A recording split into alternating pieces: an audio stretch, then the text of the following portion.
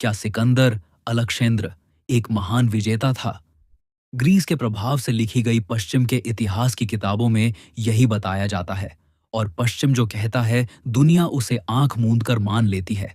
मगर ईरानी, भारतीय और चीनी इतिहास के नजरिए से देखा जाए तो यह छवि कुछ अलग ही दिखती है। सिकंदर के हमले की कहानी बुनने में पश्चिमी देशों को ग्रीक भाषा और संस्कृति से मदद मिली, जो ये कहती है कि सिकंदर का अभियान उन पश्चिमी अभियानों में पहला था जो पूरब के बर्बर समाज को सभ्य और सुसंस्कृत बनाने के लिए किया गया था। जबकि हकीकत तो यह है कि भारत में एक भी ऐसा राजा नहीं हुआ जिसने विदेशी धरती या दूसरा राज्य पर आक्रमण कर क्रूरता की सभी हदें पार कर दी हो। भारतीय राजाओं में संवेदना का स्तर इतना गिरा हुआ नहीं था कि वे बच्चों को भालों की नोक पर रखकर किसी राज्य में घुसे हों। आओ जरा जान लेते हैं सिकंदर की क्रूरता के कारनामे। सिकंदर एक छोटे से देश यूनान के राज्य मैसेडोनिया मकदूनिया का शासक था। एक ऐसा देश जिससे फारसियों के कई बार कुचला था। मैसेडोनिया के लोग फारसियों से बेपनाह नफरत करते थे। यही नफरत ही थी जिसने फारसियों के साम्राज्य को ढा दिया, नहस नहस कर दिया।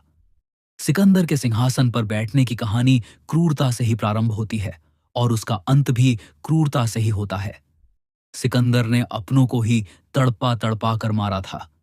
सिकंदर की अपने पिता से शत्रुता थी। माता और पुत्र से मिलकर पिता को ठिकाने लगा दिया।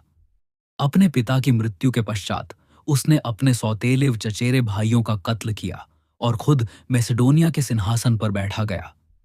सिंहासन पर बैठते ही उसकी महत्वाकांक्षा बढ़ गई।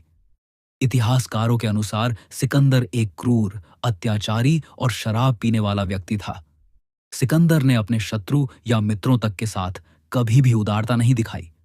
उसने अपने अनेक सहयोगियों को उनकी छोटी सी भूल से रुष्ट होकर तड़पा तड़पा कर मारा था। इसमें उसका एक योद्धा बसूस, अपनी धाय का भाई क्लीटोस और परमीनियन आदि का नाम उल्लेखनीय है। फारसी इतिहासकारों के अनुसार सिकंदर क्रूर और हत्यारा व्यक्ति था, न कि महान। एक बार किसी छोटी सी बात पर उसने अपने सबसे करीबी मित्र क्लीटोस को मार डाला था। अपने पिता के मित्र परमीनियन, जिनकी गोद में सिकंदर खेला था, उसने उनको भी मरवा दिया था। प्रसिद्ध इतिहासकार एरियन लिखते हैं, जब बैक्ट्रिया के राजा बसूस को बंदी बनाकर लाया गया, तब सिकंदर ने उनको कोड़े लगवाए और उनकी नाक कान कटवा डाले। इतने पर भी उसे संतोष नहीं हुआ। उसने अंत में उनकी हत्या करवा दी। सिकंदर के गुरु अरस्तु ने सिकंदर को हर मौके पर सहयोग और सलाह दी, लेकिन उसने अपने गुरु अरस्तु के भतीजे कलास्थनीज को मारने में जरा भी संकोच नहीं किया। युद्ध में करता था क्रूरता। इतिहासकारों अनुसार सिकंदर की सेना जहां भी जाती, पूरे के पूरे नगर जला दिए जाते, सुंदर महिलाओं का अपहरण कर लिया जाता और बच्चों को भालों की नोक पर टांग कर शहर में घुमाया जाता था। सिकंदर ने फारस को तबाह किया। सेंट एंड्रयूज विश्वविद्यालय, स्कॉटलैंड के प्रोफेसर अली अंसारी के अनुसार प्राचीन ईरानी अक्केमेनिड साम्राज्य की राजधानी परसेपोलिस के खंडहरों को देखने जाने वाले हर सैलानी को 3 बातें बताई जाती हैं कि इसे डेरियस महान ने बनाया था, इसे उसके बेटे जेरक्सस ने और बढ़ाया, लेकिन इसे उस क्रूर इंसान ने तबाह कर दिया जिसका नाम था सिकंदर।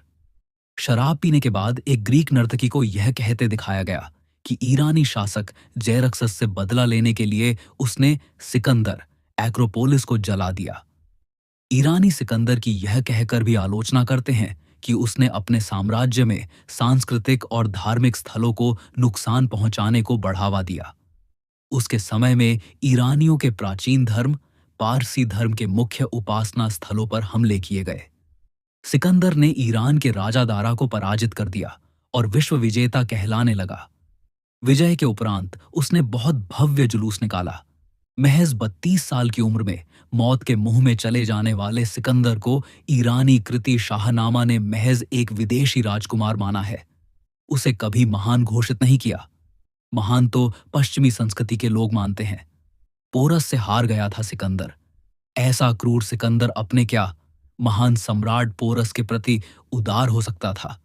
यदि पोरस हार जाते तो क्या वे जिंदा बचते और क्या उनका साम्राज्य यूनानियों का साम्राज्य नहीं हो जाता? इतिहास में यह लिखा गया कि सिकंदर ने पोरस को हरा दिया था। यदि ऐसा होता तो सिकंदर मगध तक पहुंच जाता और इतिहास कुछ और होता। लेकिन इतिहास लिखने वाले यूनानियों ने सिकंदर की हार को पोरस की हार में बदल दिया।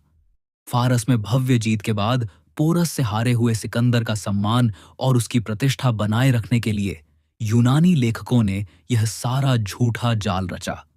स्ट्रेबो, श्वानबेक आदि विदेशी विद्वानों ने तो कई स्थानों पर इस बात का उल्लेख किया है कि मेगस्थनीज आदि प्राचीन यूनानी लेखकों के विवरण झूठे हैं। ऐसे विवरणों के कारण ही सिकंदर को महान समझा जाने लगा और पोरस को एक हारा हुआ योद्धा, जबकि सच्चाई इसके ठीक उलट थी। सिकंदर को हराने के बाद पोरस ने उसे छोड़ दिया था। अपने देश वापस लौटते समय रास्ते में सिकंदर का युद्ध जाटों से हुआ। जाटों से युद्ध में बुरी तरह घायल सिकंदर बाद में मारा गया। कहते हैं कि वह शराब पीकर युद्ध लड़ता था। यूनानी इतिहासकारों के झूठ को पकड़ने के लिए ईरानी और चीनी विवरण और भारतीय इतिहास के विवरणों को भी पढ़ा जाना चाहिए। यूनानी इतिहासकारों ने सिकंदर के बारे में झूठ लिखा था। ऐसा करके उन्होंने अपने महान योद्धा और देश के सम्मान को बचाया रखा। जवाहरलाल नेहरू अपनी पुस्तक ग्लिम्पसेस ऑफ वर्ल्ड हिस्ट्री में लिखते हैं, सिकंदर अभिमानी, उद्दंड, अत्यंत क्रूर और हिंसक था। वह स्वयं को ईश्वर के समान समझता था।